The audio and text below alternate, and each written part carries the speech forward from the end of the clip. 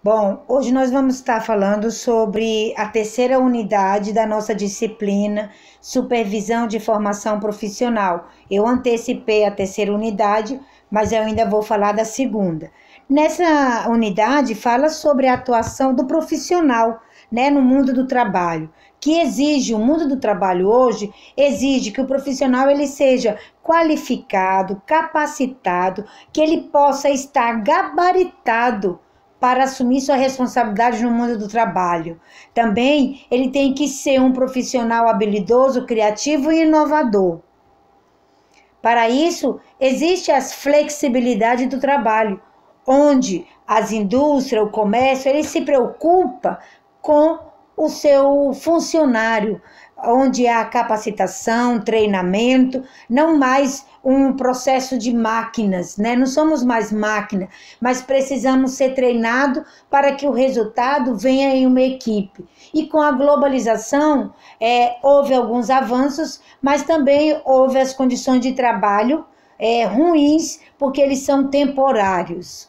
Além disso, o avanço da tecnologia, da terceirização, que vem trazendo a mão de obra barata, mas que houve conquistas no trabalho, nas conquistas trabalhistas. Falando desse perfil desse assistente social, ele tem que ser crítico, propositivo, na perspectiva de construir uma sociedade mais justa e solidária, e que esteja preocupado com os segmentos, com a vulnerabilidade, com a fragilidade e que possa efetivar as garantias de direitos de todos os cidadãos. Nesse perfil, ele também precisa capacitar-se continuamente, aprimorar sua parte intelectual, profissional, acionar as parcerias, construir redes socioassistenciais de serviços, tem que se posicionar dentro de uma política ética, com relação às questões sociais e como melhorar as condições desse sujeito social que necessita das políticas públicas. Nessas demandas também fala-se que existe a capacitação teórico-metodológico, que nós precisamos estar cada vez mais nos capacitando, investigando a capacitação para investigar, para poder intervir, para poder instaurar habilidades, para que possamos, dentro das ferramentas de trabalho, possamos atender não somente o demandatário, mas as instituições onde nos possibilita o exercício do profissional. Também nessas demandas, reconhecer as lutas pela efetividade das políticas de garantias de direito. Também repensar que não somos somente um mero executor de políticas, mas que possamos ser um profissional propositivo, criativo, gestor, formulador, que possamos dominar, argumentar, planejar, projetar, que possamos estar preparados para o mercado de trabalho. E dentro dessas demandas de atuação do profissional no mundo do trabalho, existe a demanda dirigida, que são aqueles serviços prestados por uma instituição e que ela seja específica, que faz aquele atendimento específico. Por exemplo, cada família Roseta, ela somente vai atender pessoas com deficiência, paralisia cerebral, pestalose, síndrome de Down. Então, são instituições do caráter de um serviço que ele vai ser específico. As demandas manifestadas, que surge algumas que não está na rotina do serviço da instituição, mas que ela precisa ser atendida pela necessidade, mas não ser atendida individualmente, mas coletivamente.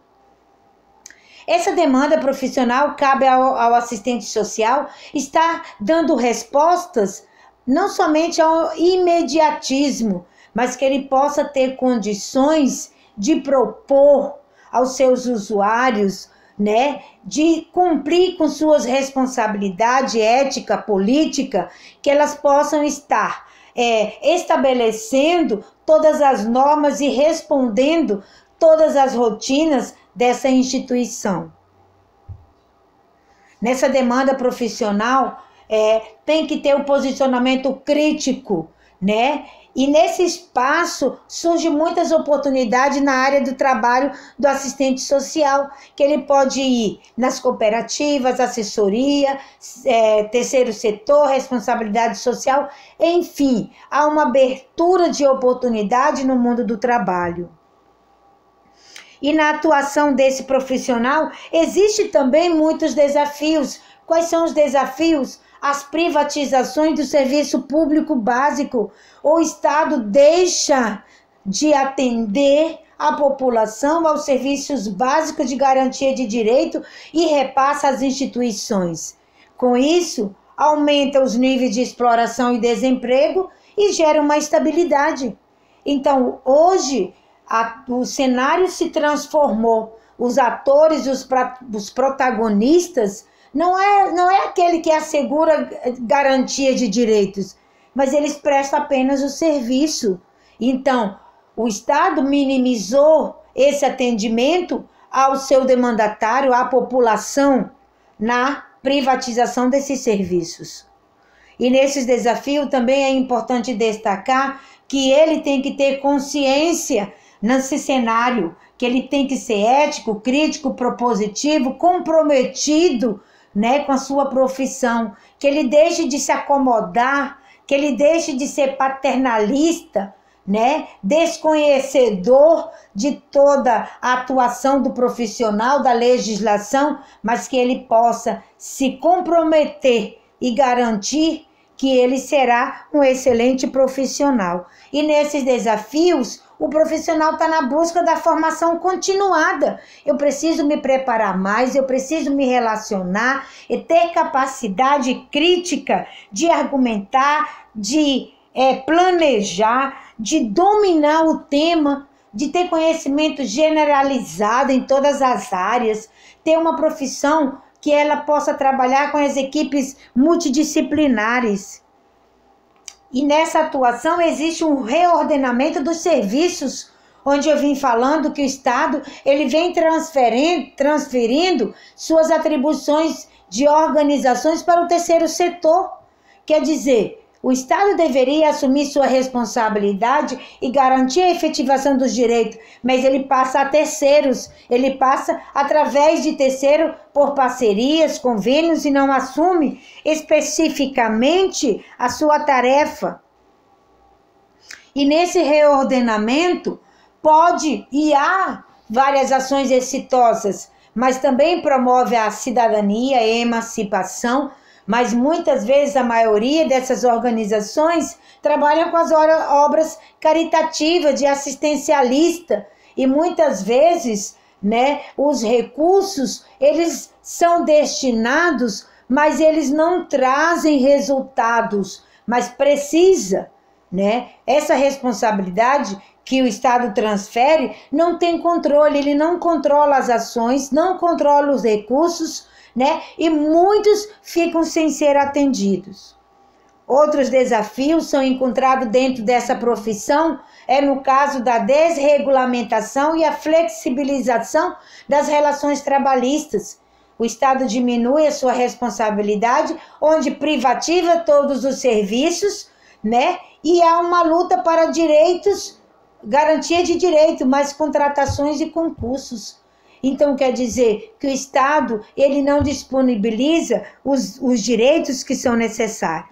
Nesses desafios também, é bom que o profissional deve ser crítico. Ele tem que argumentar, elaborar um embasamento fundamentado. Eu não vou criar políticas, eu não vou criar serviços se eu não tenho um embasamento. Ele deve dominar o sistema de informação e ter excelente redação. Como que um profissional que não sabe escrever e não sabe ler, ele precisa da redação para os relatórios, para os encaminhamentos, para os pareceres. Então tem um grande desafio no rompimento das práticas assistencialistas. E aí acaba o Estado transferindo para a terceirização da questão social. Todas as garantias de direitos que eles deveriam assumir, eles passam a terceiros. E aí fragmentam a distribuição da intervenção Como que eu vou intervir meu serviço se eu não tenho, junto comigo, o Estado, onde ele tem as políticas públicas e vai garantir em vários setores essas políticas? Então, o que acontece? Em vez de ampliar, reduz o serviço e é terceirizado. Outras formas de enfrentamento da questão social é o assistente social fomentar a participação nos conselhos. A gente precisa fomentar, abrir os olhos do cidadão, que ele precisa conhecer e participar dos conselhos, participar dos seus direitos, participar dos grupos de convivência, que ele possa ter um domínio de legitimar como que ele vai controlar os gastos públicos, como que ele vai controlar as políticas públicas.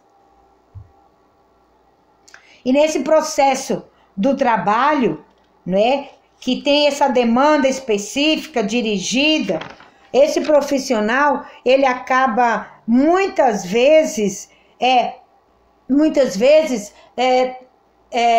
sem poder exercer a sua função. Por quê? Porque a empresa é um mero reprodutor da força do trabalho. Só que o Estado, ele tem que ter a sua prestação de serviço e contribuir com a democratização de quem? Do poder, a democratização, a participação, né, do cidadão. Mas quando ele tem a política neoliberal, que ele privativa o serviço público, deixa o cidadão sem ter a efetivação da garantia do seu direito, que é a transformação da realidade. E esse profissional, ele precisa formular essas políticas públicas, ele precisa atuar nessa perspectiva, né? Ele tem esse desafio, porque ele precisa de uma ordem societária que seja justa, igualitária para todos, que todos possam ter os mesmos direitos, as mesmas possibilidades e as mesmas oportunidades. E nesses espaços de atuação, a gente tem que perceber que temos outros espaços que possamos atuar, que é no caso da sociedade civil, movimentos sociais, conselhos nacionais, conselhos de direitos, que são dirigidos especificamente para as políticas da criança e do adolescente, do idoso, da pessoa com deficiência, da mulher. Então nós precisamos estar embasado e ter o compromisso de uma análise crítica, de ter habilidade, né, de oportunizar essas políticas a todos aqueles que necessitam. Então aqui meu muito obrigado e boa noite.